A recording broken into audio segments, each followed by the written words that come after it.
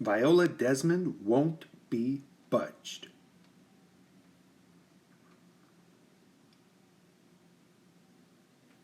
Viola Desmond was one brave woman. Now come on here, listen in close, and I'll tell you why. It was a day with a zing in the air when Viola set out on her way. She waved to Gladys and Susu, who worked for her at Vi's Studio Beauty Parlor. Then she stepped into her car and drove away. Viola drove those winter wet roads with care.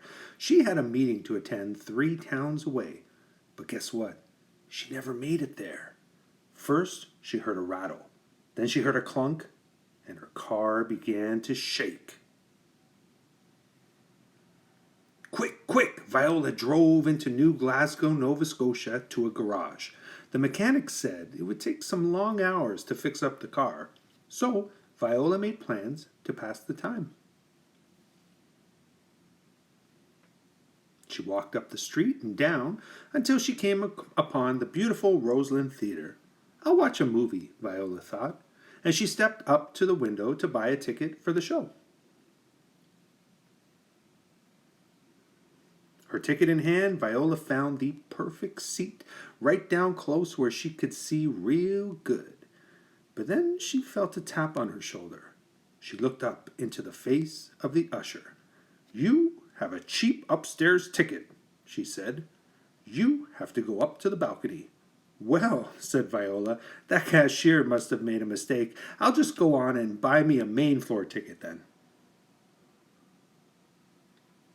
The usher shook her head. "No, you people have to sit in the upstairs section." Right then, Viola understood crystal clear what she was saying. It was 1946. Back then, the Roseland Theatre, like a lot of other places in Canada, was segregated. That meant black people were not allowed to sit, stand, or even be in the same section as white people. Viola felt sad. Viola felt scared. But most of all, Viola felt mad. "Look," she said, "I'm willing to pay the right price, and this is the seat I want, so I'm not moving." "Well," said the usher, and went to tell the manager. "Well," said the manager, and went to phone the police. And before you knew it, all 3 of them came up to Viola to insist that she move to the balcony. But I told you Viola was brave, didn't I? She wouldn't budge 1 inch because she knew this seating rule wasn't fair to black folks. It was just plain wrong. So the manager and the policeman dragged her out of the theater in a real rough way. They took Viola to jail. Can you believe it? She sat on a hard bench all night long and tried to keep her spirits strong. The next morning, Viola was taken before a judge and charged with not paying the proper ticket price. She tried to explain that she was happy to pay more for a downstairs ticket, but they didn't listen to her none. Viola was charged a fine of $20, which was a whole lot of money in those days. Then she was free to go.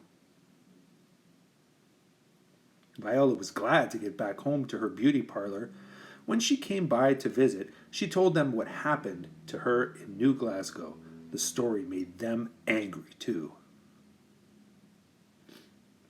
So Viola and black community groups in Nova Scotia decided to appeal her charge. A year later, in 1947, they faced the Nova Scotia Supreme Court. But the judges there sure didn't want to talk about racial segregation. They said Viola's case had been fair, and they canceled her appeal right away. Still, Viola's bravery made a big difference. She inspired all kinds of people to fight against segregation, and by the late 1950s, it was made against the law. So come on and join me in saying thank you to Viola Desmond, a real hero who sat down for her rights.